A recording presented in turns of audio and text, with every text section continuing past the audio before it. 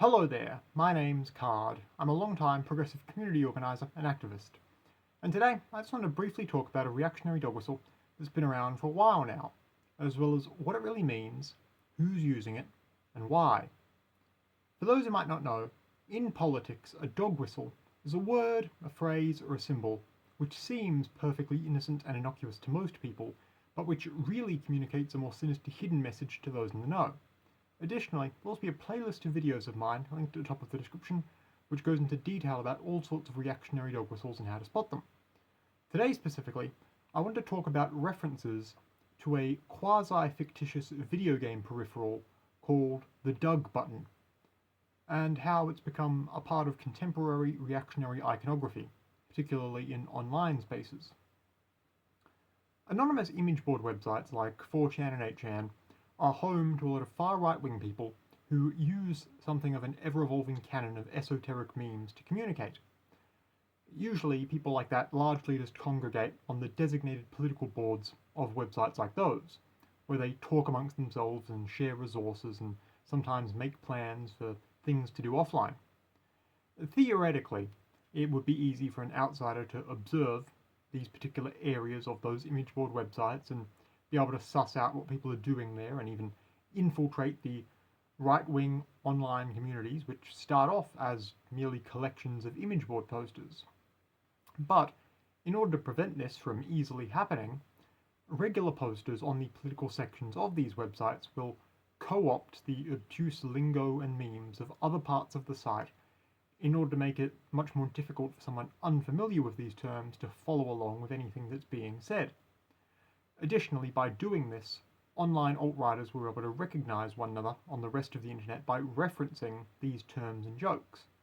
And if they're ever called out for openly referencing a reactionary image board term, because these terms often don't appear to be openly offensive, they've got a bit of undue plausible deniability to try and wiggle out of that sort of accusation.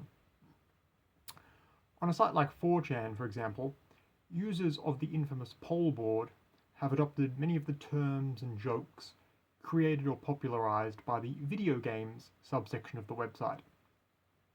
To that end, one strange meme poll regulars will use to communicate amongst themselves and locate one another on other websites is to reference purchasing or owning a piece of video game hardware called a Doug button.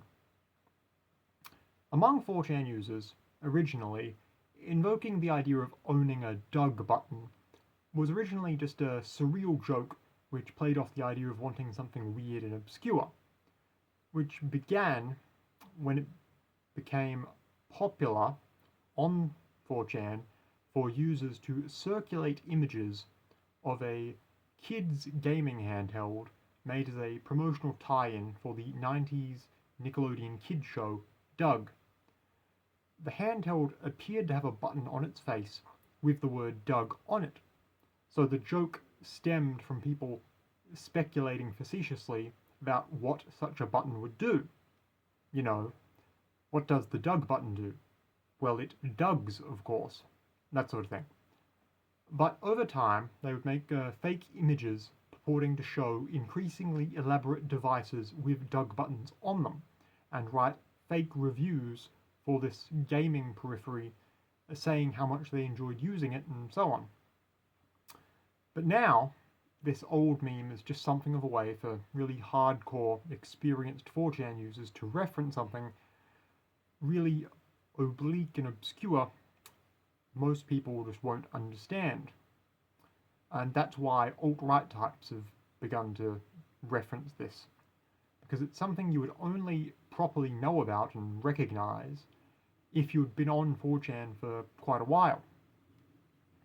So if you happen to see people online referencing this obscure old gaming hardware, it may just sound like a dumb joke, but it's actually something they've picked up from being in some pretty noxious places online, and they're likely referencing it in the hopes that someone with views similar to them will notice it and pick up on the fact they're familiar with alt-right terminology and therefore likely at least sympathetic to their alt-right views. For the sake of keeping your spaces and communities safe, it never hurts to be able to spot these sorts of things so you can properly call it out, explain it, and remove the people posting it. That's all I have to say today. I hope it helps. Once again, my name's Card. If you want to hear more from me, especially more about emerging or obscure reactionary dog whistles and how to spot them, feel free to subscribe to this YouTube page, or just take a look at my other videos. Either way, goodbye for now, and stay safe out there.